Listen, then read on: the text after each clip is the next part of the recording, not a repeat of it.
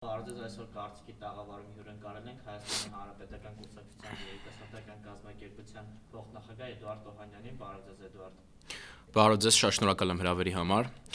Ողջունում եմ հարգելի հայրենակիցներ։ Այսօր կցանկանայի խոսենք մի շատ կարևոր թեմայից, որը որ դարձել է մեր երկրում, մեր քաղաքում կոնկրետ շատ տարածված եւ լայն խնդիր։ Խնդիրը վերաբերվում է քաղաքում տիրող իրավիճակին, այսինքն խցանումներին, փոսերին, տրանսպորտի վիճակին։ Եկեք ճիշտ կլինի երևի սկսենք հենց խցանումներից, որովհետև Հայաստանի Հանրապետությունում վիճակը օր-օրի գնալով ավելի եւ ավելի բարդանում է։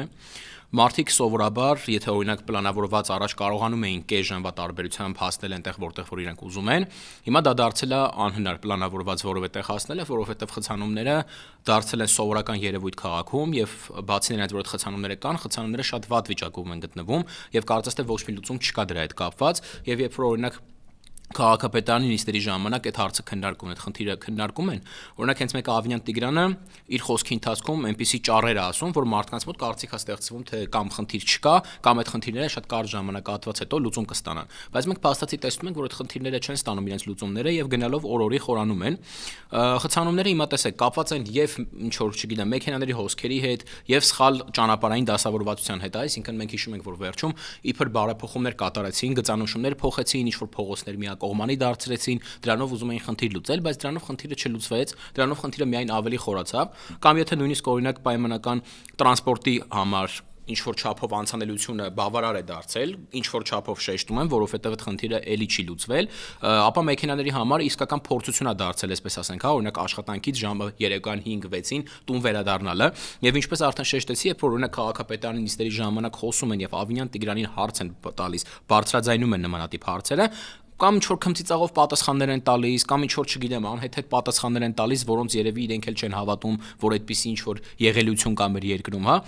Տրանսպորտի վիճակն էլ հիմա, ինչպես արդեն շեշտեցի, շատ վատ վիճակում է գտնվում։ Տեսեք, եթե օրինակ առաջ բողոքում էին տրանսպորտից եւ ասում էին, որ ամբողջ խնդիրը կայանում է նրանում, որ այդ մահվան գազելներն է պատճառը, գազելներ են գտնվում, հա, օրինակ այդ երթուղու վրա դրա համար այդ խնդիրները, հիմա գազելներ չկան, հիմա կան այդ իրանց ասած բարձրակարգ ավտոբուսները լավ որակի եւ ուզում եմ հասկանալ, եթե այդ լավ որակի ավտոբուսները բերվել են։ Իդեպ որոնք որ բերվել են հարկատուների հաշվին, ովքեր որ մեր ժողովրդի հաշվին, հա, ովքեր հարկ են վճարում։ Այդ ավտոբուսները բերվել են ինչ որ չափով նաեւ արտաքին պարտք ավելացնելու միջոցով 7 միլիարդով ավելացրել են արտաքին պարտքը նմանատիպ ինչ որ բարեփոխումների վրա, բայց այդ բարեփոխումները մենք չենք տեսնում ընդհանրապես։ Այդ բարեփոխումները գոյություն չունեն կամ չգիտեմ, գուցե ինչ որ իրենք իրենց համար ինչ որ աշխարհ են հորինել, որտեղ որ այդ բարեփոխումները իրոք գոյություն ունեն։ Տեսեք, այդ տրանսպորտը հիմա ինչու է կայանում խնդիրը։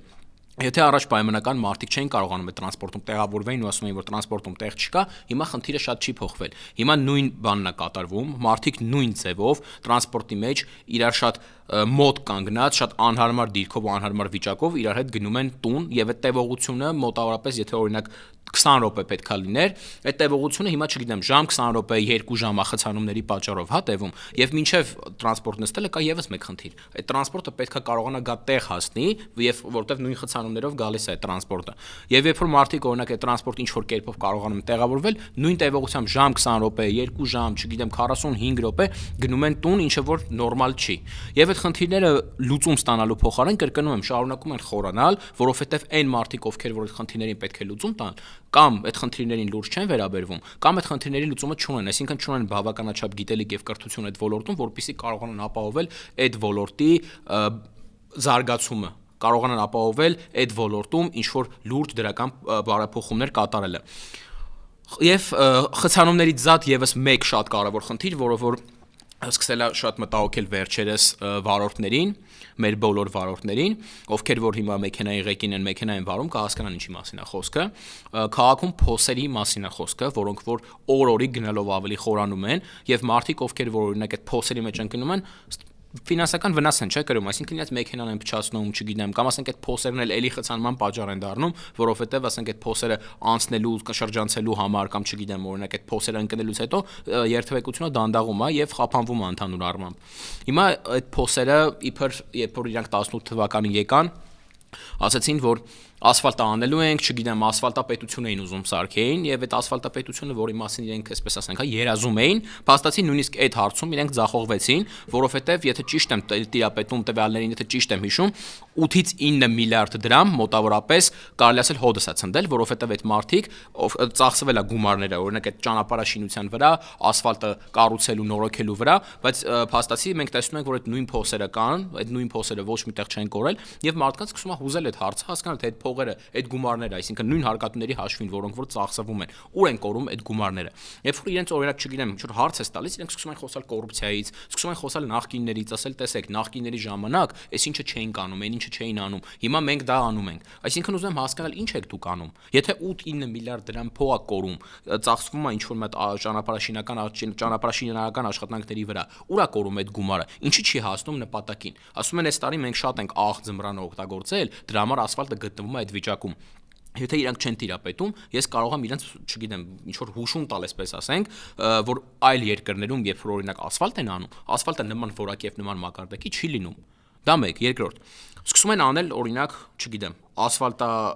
շինարարական աշխատանքներ են անցկացնում, եկեք օրինակը բերենք Իսակովի պողոտան։ Հիմա խցանումները անդադար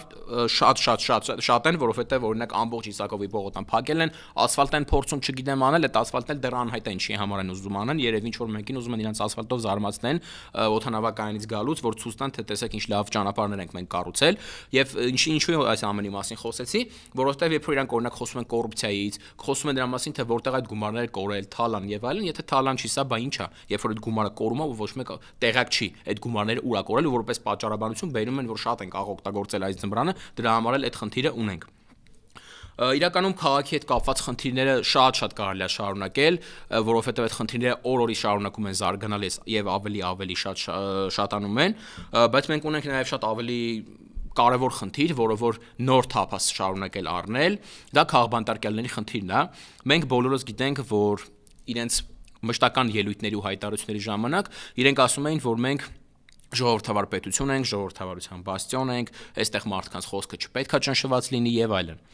Հիմա տեսեք, այդ նույն մարդիկ, ովքեր որ այդ հայտարարությունները անում էին 2018 թվականին, 18 թվականից հետո, ովքեր եկել էին, չգիտեմ, ինչ որ արդարություն վերականգնելու, ինչ որ ժողովրդավարական լուրջ պետություն ստեղծելու, իրենց խոսքերով ասած, մենք տեսնում ենք, որ այսօր փաստացի մենք ունենք բազմաթիվ քաղբանտարկյալներ, եթե ճիշտ եմ հիշում, թիվը 40-ից ավելի քաղբանտարկյալներ ունենք, որոնց մեծ մասը կալանավորվել է շինծու գործերի շրջանակներում, ինչու եմ ասում շինծու, որովհետև երբ որ օրինակ այդ գործերին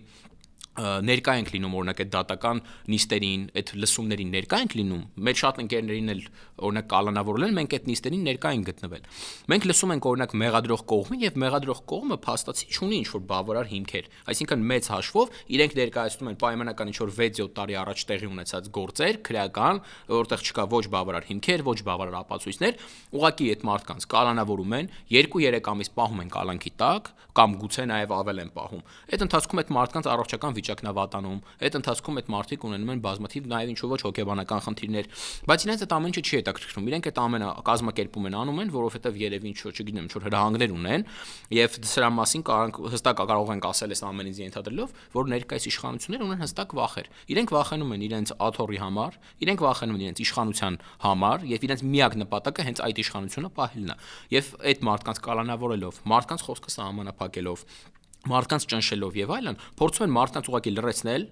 այսպես ասենք, մի հատ հասարակություն ստեղծեն, որտեղ բոլորը իրենց այդ համակարծիք են եւ այն մարդիկ, ովքեր որ այլախոհ են կամ ինչ որ այլ կարծիք են հայտնում, այդ մարդկանց պետքա վախեցնել, ճնշել, չգիտեմ, սպառնալ, աշխատանքից հեռացնել։ Այս նույն խնդիրը շատ տևական ժամանակ կար եւ նույնիսկ ինչ որ չափով կարելի ասել հիմա էլ կա, բուհերում ուսանողության շրջանակներում կա եւ դասախոսական կազմի մեջ եւ երիտասարդների կազմի մեջ, մարդիկ, ովքեր որ օրինակ ուզում էին միանային բողոքի ակցիաներին դուրս գային ու հայտնեին իրենց բողոքի կարծիքը, չգիտեմ, իրենց կարծիք հայտնեն առասարակ ինչ որ խոսք ասեին, բոլոր այդ մարդկանց զգուշացնում էին, որ նմանատիպ ոչ մի գործի մեջ չլինեն, որ իրենց չտենան այդտեղ, որովհետև եթե իրենց տեսնեն այդտեղ իրենք խնդիրներ կունենան, համալսարանից կհեռացնեն կամ չգիտեմ ինչ որ այլ սպառնալիքների ներքո, օրինակ աշխատանքից կհեռացնեն դասախոսական կազմին եւ իրականում շատ ենք տեսել նմանատիպ խնդիրներ, որ եւ ուսանողները եւ դասախոսական կազմը առնչվել են այդ խնդիրներին։ Այս ամենից ելնելով ես ուզում եմ հասկանալ ինչ ժողովրդավարության մասին կարող է գնալ խոսքը, առավել եւս ժողովրդավարության բաստիոնի մասին կարող է գնալ խոսքը, երբ որ մեր երկրում կան մարդիկ, ու առհասարակ այդ երևույթ, որտեղ որ մարդկանց խոսքը ճնշվում է։ Մարդիկ չեն կարողանում ազատ խոսել։ Չգիտեմ, լրագրողներին քաշքշում են, մարդկանց ձեռքերն են ոլորում, թքվում են մարդկանց վրա, վիրավորում են։ Վերջին օրինակ ելույթի ժամանակ Նիկոլ Փաշինյանի վերջին հայտարարություններից մեկը, չգիտեմ, փաստում է դրա մասին, որ ինչ որ տենց թափթփուկներ, ինչ որ նմանատիպ բառապաշարով դիմում է այն մարդկանց, ովքեր որ այսօր ընդդիմություն են երկրում, այսինքն իրենց հետ այլախոհ են, իրենց հետ համակարգիկ չեն եւ համաձայն չեն, եւ դրանից ելնելով իրենք օգտագործում են այդ մարդկանց հանդեպ այդ բառամթերքը, որը որ, չգիտեմ, ասենք ժողովրդարական երկրում, հա, ազատ կարծիք եւ ազատ խոսք ունեցող մարդկանց համար չի կարող ընդունելի լինել կամ չի կարող ճիշտ լինել։ Եվ ամենակարևորը, հարգելի հայրենակիցներ, այս ամենը շատ ավելի լուրջ թափ է ստանալու, եթե այս ամենը չփորձենք կանխել, չփորձենք այս ամենի դեմ պայքարել, խոսել, բարձրաձայնել մեր կարծիքը, այս ամենը շարունակաբար ինչ որ տենց բնույթ է կրելու, այդից պատճառով պետք է փորձել ամեն ինչ անել այս ամեն ինչի դեմ պայքարելու։ Այսքանի համար, այսօրվա համար այսքանը, շնորհակալ եմ, կհանդիպենք։